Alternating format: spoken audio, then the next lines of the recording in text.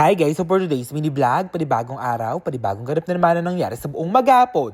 Just keep on watching! At syempre, for the motor na lang talaga ang mga person dito kasi nga guys, nagutom nga kami nila Puji ko sa nga pala ni Henry. Nakakita nga kami ng tricycle dyan mga gar, kaya ayan nga, pumunta na nga lang talaga at kami, hiniram nga talaga namin yung motor niya. Buti na nga lang talaga mga gar, marunong nga talaga ako mag-manual ng motor dyan, kaya ayan, dali-dali na nga talaga kami pumunta dito. Kaya ayun nga talaga mga gar, sana all na nga lang talaga, ayan, may katabi. O, di ba nga, ayan no, tignan nyo naman kasi yung dinadaanan namin dito, kaldag-kaldag, yes, sana all! At mga gar, yung plano nga lang pala, fishball at kikiam. Ayan, nauwi nga tayo sa Ihaw-Ihaw. Bigla na lang talaga kami nag-crave dito mga gar. Ayan nga, for the punta nga lang talaga kami dito. Ayan, yung dalawa, naglalambingan na naman talaga, may pahawak pa talaga sa buhok. Bumili nga lang ako ng 5 pirasong isa. Bumili nga ako talaga ng barbecue dito, dalawa. At ayan, di ko na nga alam kung anong tawag dito, guys. At syempre, KKB nga pala yan. Pero kung gusto nyo, libre nyo na lang talaga ako sa susunod. Yes! At syempre mga gar, ayun nga yung mga pinagbibili namin. Inihaw na nga talaga at nakakamiss. Napakatagal ko na talaga bago nga nakatikim na to guys. Kasi nga nag-Japan nga kami. After nun mga gar, nakauwi nga kami sa Pinas. Ngayon na nga talaga ako nakabili nito at nakakita nga din dahil madalang na nga lang din talaga guys. At syempre, for the gutom talaga mga person dito. Kaya ayan, waiting time na nga lang din talaga kami. At kung makikita nyo, dumating na nga din dito yung in-order namin. At syempre guys, masarap nga yung ihaw-ihaw na puro ketchup nga. Yung manamis-namis nga. Kaya ayan,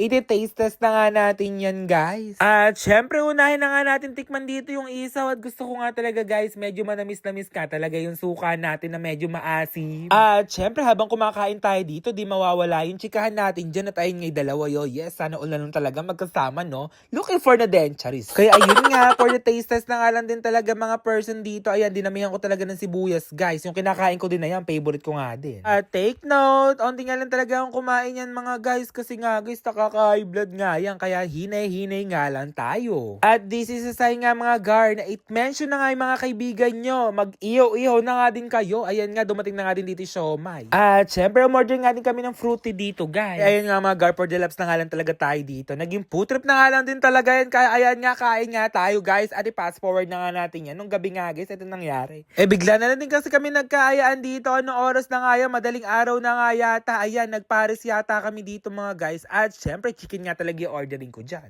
At ayan mga gar, lugaw nga yung in-order nila dito at dumating nga yung soup namin dyan mga guys. At ayan, grabe na talaga yung cravings na yan, madaling araw. Dapat nga guys, lugaw nga yung ordering ko, kaso nga lang, ayoko nga ng lugaw na yan. Kaya ayan nga, for the order lang talaga ako ng fried chicken dyan. Gusto ko madaming ketchup ha. Uy, si OA.